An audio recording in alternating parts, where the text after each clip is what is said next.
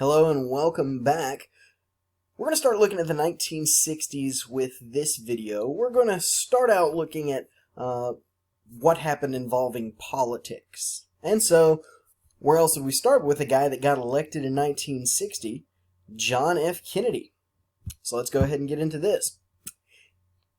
We're going to start with that actual election. We didn't cover it under the Eisenhower administration. The election of 1960 is one of these really critical elections that we look at and say, here was some election that was transformative, kind of like the election of 1824 or the election of 1860.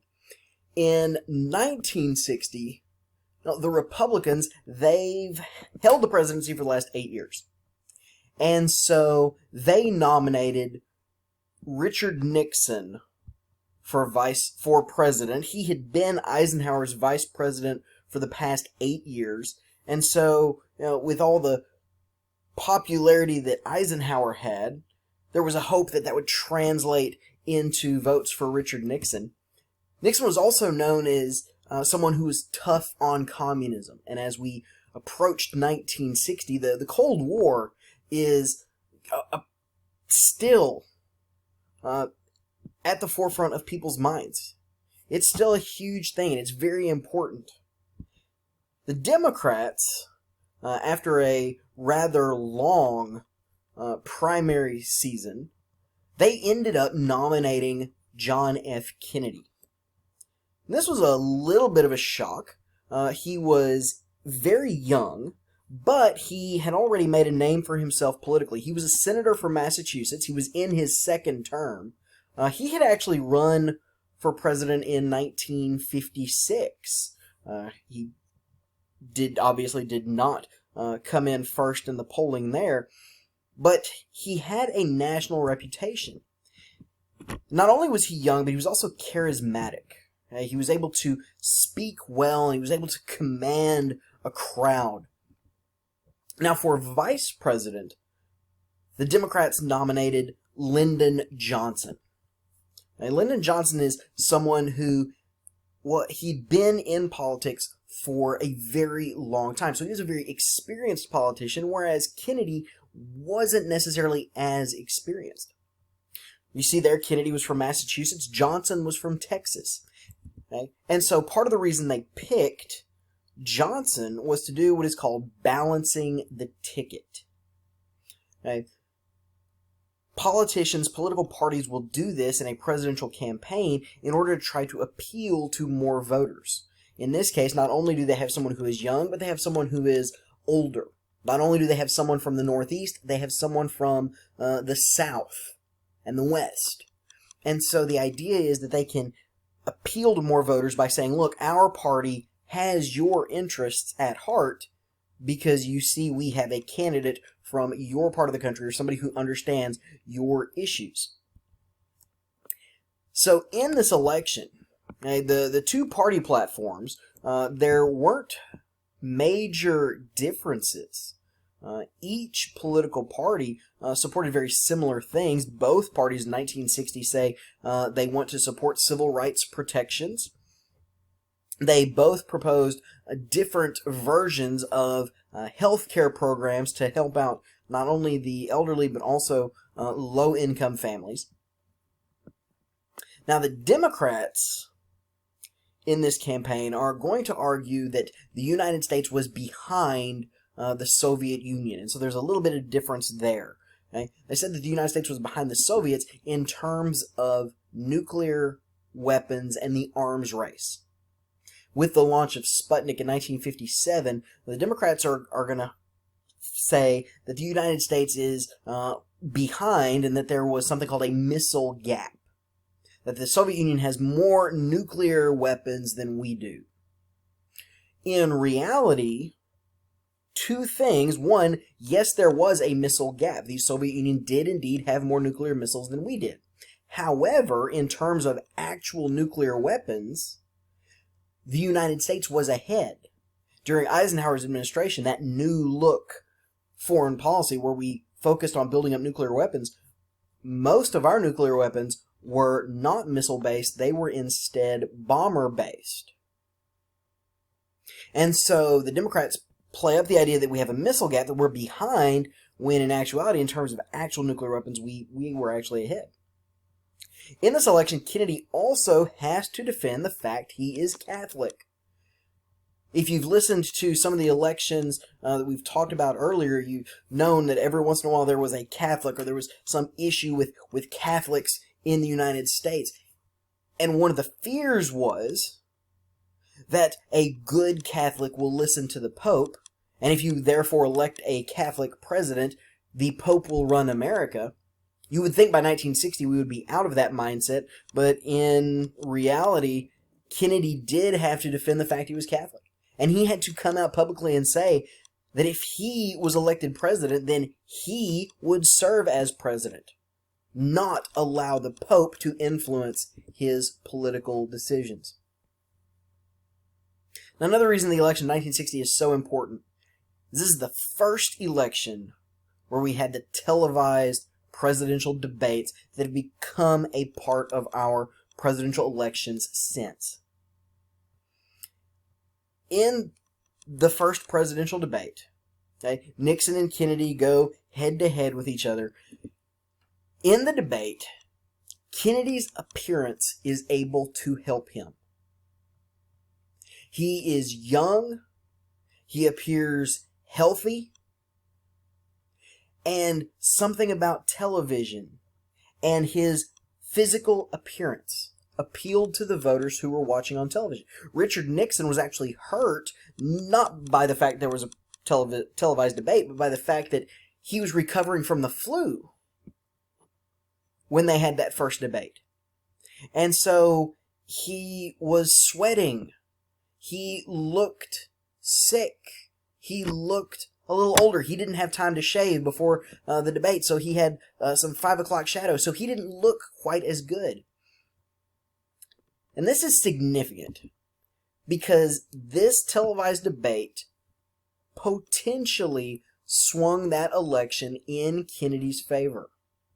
When they asked after the debate, when they asked people who watched on television who won the debate, those that watched on television, 2-1, said Kennedy won the debate. His ideas were bold, they were energetic, Nixon just had the same tired old policies we've heard before. When they asked that same question of people who only listened to the debate on radio, 2-1, those people said Nixon won the debate. Because they said Nixon gave details and he laid out a specific plan with ideas. Kennedy said a lot of words that had no substance. And so that's the difference between listening to it on the radio and seeing it on television. And Kennedy's appearance may have helped him in the election, because as you take a look at the electoral map, that election was very, very close. In fact, if the state of Illinois had switched, Richard Nixon would have been elected president of the United States. It was that close. In fact, in Illinois, there were questions about some of the voting procedures that had happened, and there was the potential for voter fraud there. Nixon didn't pursue anything, instead choosing to, as everyone thought, retire from politics. But this election was very close, and it's possible that televised debate helped swing that election in Kennedy's favor. Now, as Kennedy came into office, his program for America he referred to as the New Frontier. And it's probably best summed up by his inaugural address, where he says, "Ask not what your country can do for you, but what you can do for your country." He wasn't looking at young people saying, okay, let's sit back and see how we can reap rewards. He's looking at young people and saying, hey, this is our time to take over and do the things that will help continue America on the road of greatness. And so in his New Frontier and his ideas, he was projecting kind of this youthful optimism that people were excited about. He was the youngest person to ever be elected president. one of the things that he wanted for the New Frontier was he promised that America would put a man on the moon within 10 years, the idea that we were behind in the space race. And he said, look, within 10 years, we're going to be ahead. We are going to eclipse the Soviet Union. You see this idea of youth being projected throughout his administration as he starts selecting members of his cabinet, and many of his advisors in his cabinet were not only young, but they were also business-oriented. And I want to take a second to say young for politics means people in their 40s. One of the best examples is this man, Robert McNamara. Robert McNamara was the youngest ever president of Ford Motor Company. And Kennedy selected him to be the Secretary of Defense. Now, I always ask the question in class, what does Ford Motor Company have to do with the Defense Department? And every once in a while somebody will remember back, oh, well, during World War II, forget about World War II. What does building cars have to do with the military? The answer should be nothing. But he picks Robert McNamara because because this is young, because he's business-oriented, they're going to start running the government like a business. And so they're going to try to get the Defense Department to come in under budget. Keep that in mind as you think about the 60s and some of the things that are going to end up happening in the 60s. So Kennedy, with his New Frontier, he has a plan for America, and he has this domestic agenda. But Kennedy and Congress can't get along enough to be able to actually implement that agenda. Okay? Kennedy has to fight against not only Republicans, but also Democrats. And that may be hard for us to understand, but we have to remember, at that point in time, there is a ideological split between Northern and Southern Democrats. Southern Democrats tend to be more conservative, and so him being a Northern Democrat, there was some animosity between the two. Add in the fact Republicans are going to vote against him simply because he is a Democrat. Okay? Kennedy sought to implement tax cuts to help stimulate the economy. At the end of the 1950s, the economy was starting to slow down, and so he wanted to implement tax cuts, and Congress would stall that. He wanted to raise the minimum wage. Conservative Southern Democrats and conservative Republicans wouldn't want to do that, and so again, they stall that. Aid to education. Something called urban renewal, which was going to be money to provide for infrastructure in inner cities around the country. The medical care program that both parties had proposed some version of a medical care program in 1960, and Congress still stalls that policy because it is being advocated by John F. Kennedy, a Northern Democrat. In addition, at the very beginning of his term, Kennedy did not push the idea of civil rights legislation as hard as he even wanted to. Because at the beginning of his administration, he's been elected in 1960, he'll be up for re-election in 1964. If you think back to that electoral map, it was very, very close, and you saw some light blue in there as some electoral votes didn't go to Kennedy, but instead went to another Democrat, a Southern Democrat, who was pro-segregationist. And so Kennedy knew he was going to have to hold on to as many Southern Democrats as he could, so he didn't start off pushing a lot of civil rights legislation. Now, once he finally does move to do things, Southern Democrats are going to stand in his way and try to push back against that. Okay? So Kennedy's New Frontier, as far as America is concerned, doesn't get a whole lot of traction because he's having to fight against Congress. Therefore, when we talk about John F. Kennedy, we talk mostly about what happened in terms of foreign policy and in terms of the Cold War. Kennedy's foreign policy is going to try to move away from Eisenhower's plan of massive retaliation. By the time you got to 1960, this idea of massive retaliation, we're building up our nuclear forces. The Soviet Union is building up their nuclear forces. And so there was this nuclear arms race. And by the time we got to 1960, we had managed to end up in the situation that's called mutually assured destruction. In the event that someone starts World War III, it doesn't matter if it's the United States, it doesn't matter if it's the Soviet Union, the other side will retaliate, and so that will involve the use of nuclear weapons by both sides. And as a result of the number of nuclear weapons that were fired by both sides, nuclear war would ultimately destroy not only both countries, but everyone else in the world. By the time we got to 1960, the Soviet Union and the United States, between the two of us, could destroy the world something like 5 times over. And so, by having this nuclear arms race, we're not holding each other hostage, we're really holding the entire world hostage. And Kennedy wanted to move away from that. Kennedy instead chose to focus on what he called flexible response, applying appropriate counterpressure whenever and wherever it was needed. And so that's not just a military focus. Instead, there are so many different forms that could take. And so he felt it gave the United States more options dealing with containing communism. Containment is still our overall goal. But how do we achieve that containment? Changes with the administrations. And so this could involve monetary support for our allies. It could involve aid to our allies. It could also involve monetary support and aid to nations that maybe weren't our allies, but we were friendly with. If we saw nations being courted by the Soviet Union to try to come under Soviet influence, come with us, we'll make you a better deal. It also involved humanitarian efforts in what we refer to as third world countries. Now, you may have heard that term before. The United States and the West is referred to as the first world, and you may have never heard of that. The Soviet Union and its allies were actually the second world.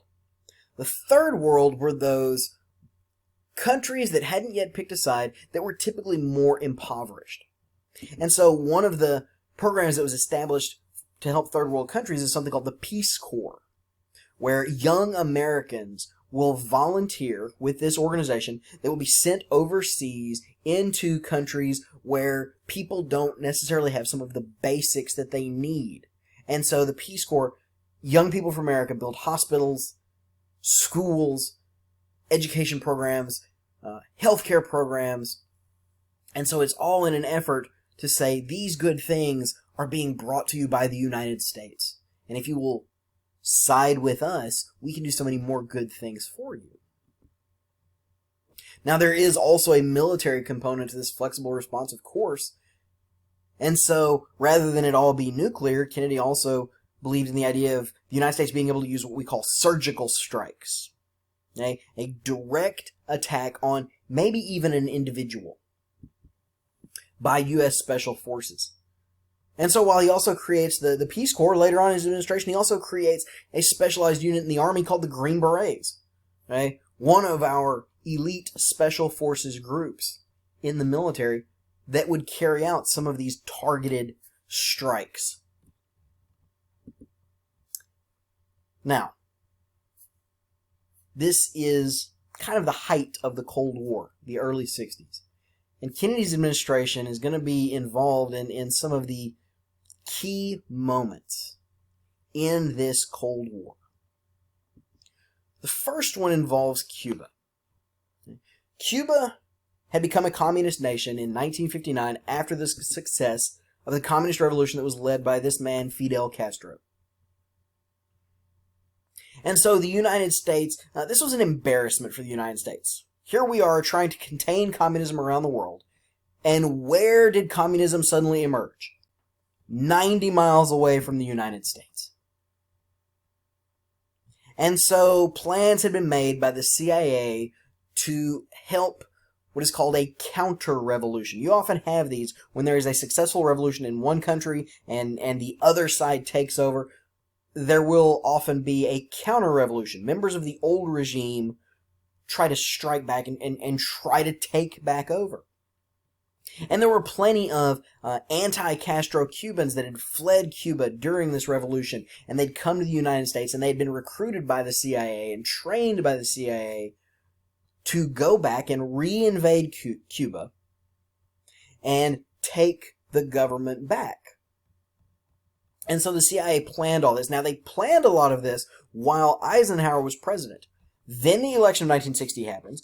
Kennedy is elected. And early in his administration, the CIA goes to President Kennedy and says, "We have a plan, and this will make you look like a very good Cold Warrior. We're going to help these anti-Castro Cubans invade Cuba and take the country back." And so they plan the invasion at this place called the Bay of Pigs in April of 1961. And from the get-go, this is a massive failure. Part of the plan would have involved the use of American air support to kind of help protect the landings. At the very last minute, Kennedy called off the air support. He felt that that would make it look too much like the United States was involved.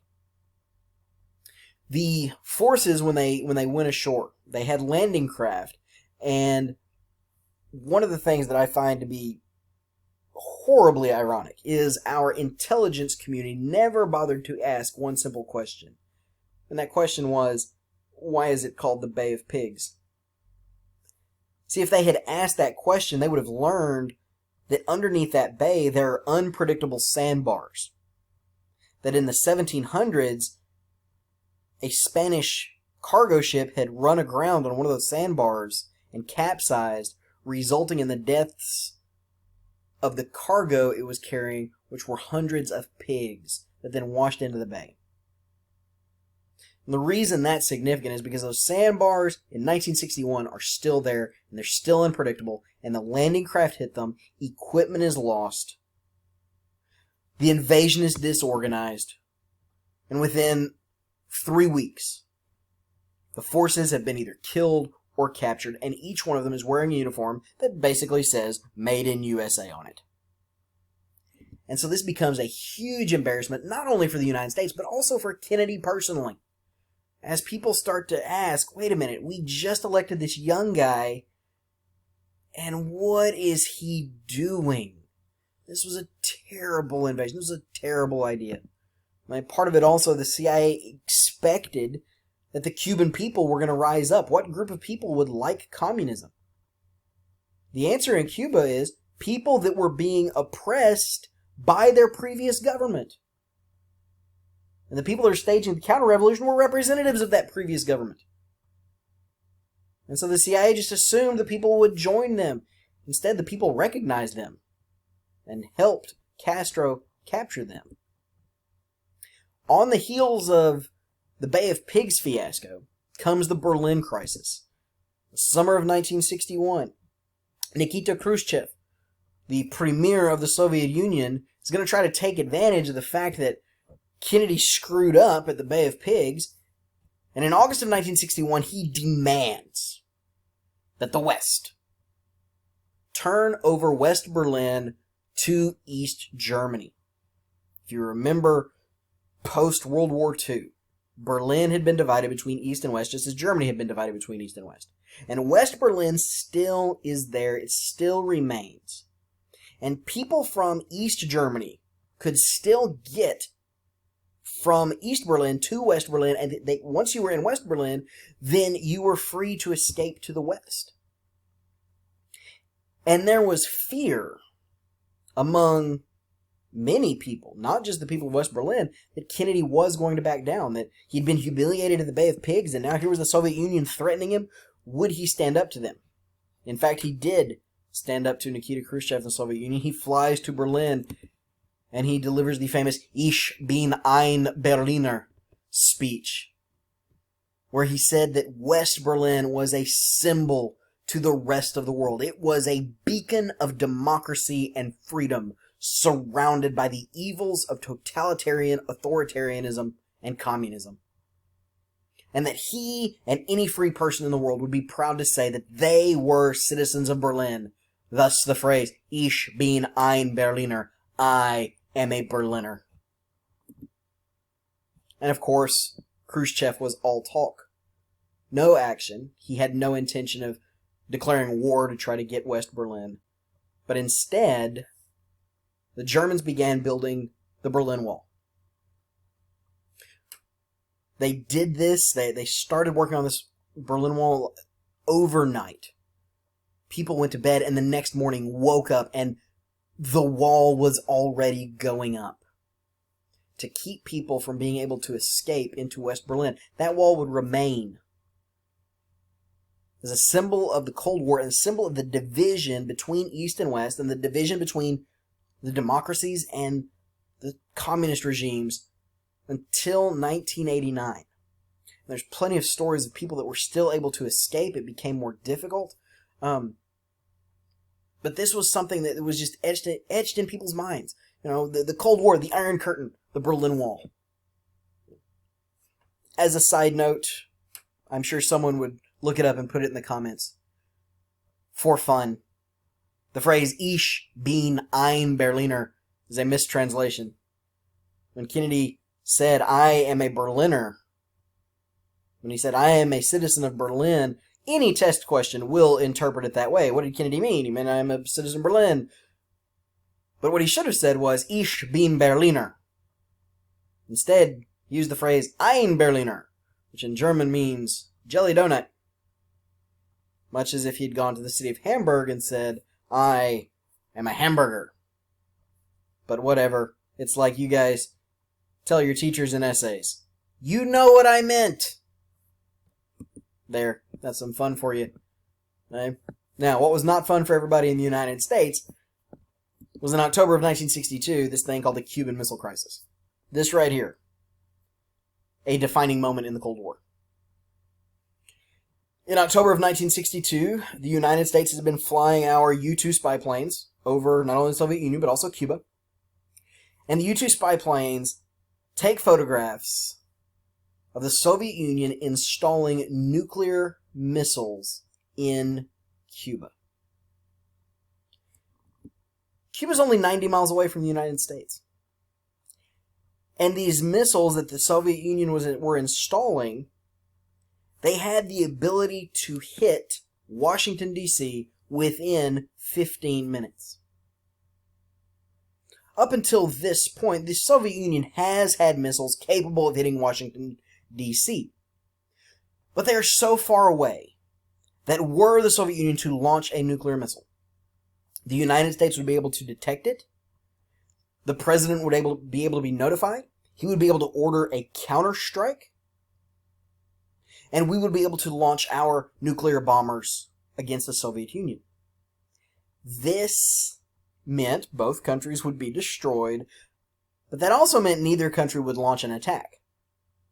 Because both sides knew if we go first, the other side will have plenty of time to respond.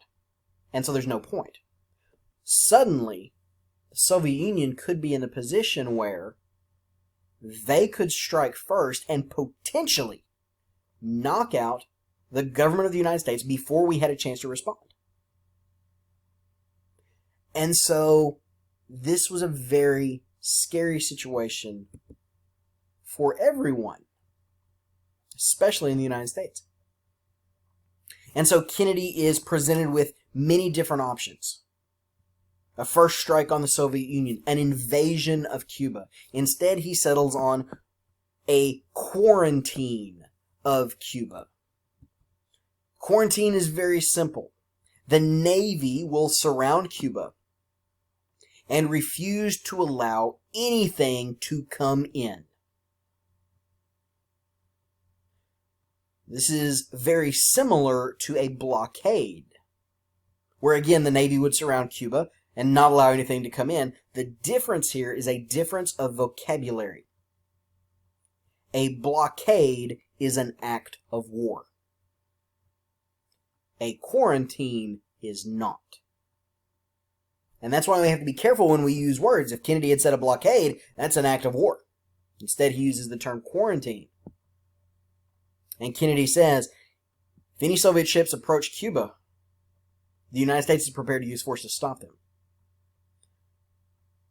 Khrushchev responded with, we've already sent the final parts. They're on their way.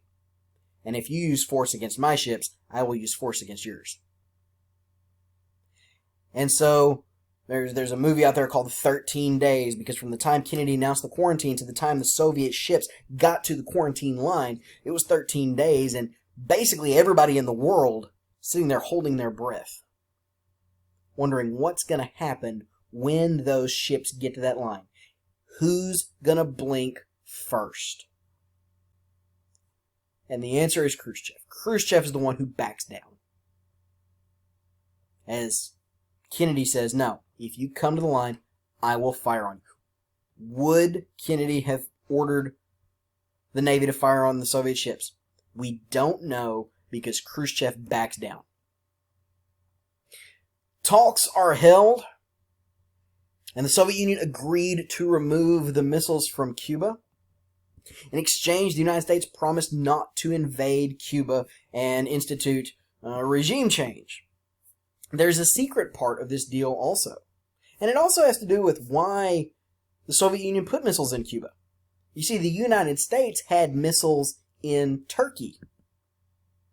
And Turkey is just about as far from the Soviet Union as Cuba is from the United States. The United States theoretically had the capability of hitting Moscow with a nuclear missile from Turkey. That had been going on for a decade. And the Soviet Union thought if they put missiles in Cuba that the United States would respond the same way they did with the missiles in Turkey. Oh, well, they're right next door. Who cares? We've got missiles over there too. So big deal. They weren't prepared for Kennedy's response. The other part of that, there's actually three parts to it. The second part of that is the United States military had conducted a financial study on the stationing of our nuclear weapons around the world, and had determined about 6 months before that keeping the missiles in Turkey was a waste of money. And the military had made plans to begin removing our nuclear missiles from Turkey. So when they went into negotiations over the Cuban Missile Crisis, one of the Soviet demands then became, remove your missiles from Turkey. We didn't tell them we were already thinking about it. We didn't tell them we'd already planned to do it. Instead, Kennedy said, well, you're twisting my arm here, but okay. But let's keep this part secret. And Khrushchev agreed to keep that secret. Now, unfortunately for Khrushchev, he looks like the weaker person in this Cuban Missile Crisis. And eventually, Khrushchev would lose his job because many of the leaders of the Soviet Union, the other leaders, felt that he had let them down and he had backed down to Kennedy. Now, this Cuban Missile Crisis does make both countries start thinking about how close we really did come to nuclear war, and it was very, very close. And so they start doing things to try to mend the relationship and start trying to bring the Cold War, at least bring the two sides a little closer together. They would install something called the hotline between the White House and the Kremlin. It was a phone line where if one side picked it up, it immediately rang the phone in the president's office or the premier's office, so that the two leaders could talk to each other right then, right there, about any crisis that could occur. And that brings us to November 22nd, 1963. Okay. John F. Kennedy is gearing up for election season. He will be running for re-election in 1964. Okay. His popularity in 1960 it was close. You saw the electoral map.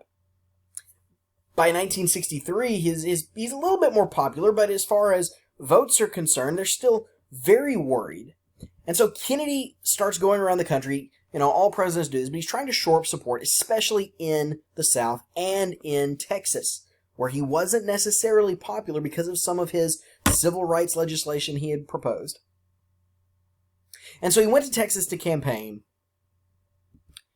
And while he's in Dallas, he's assassinated.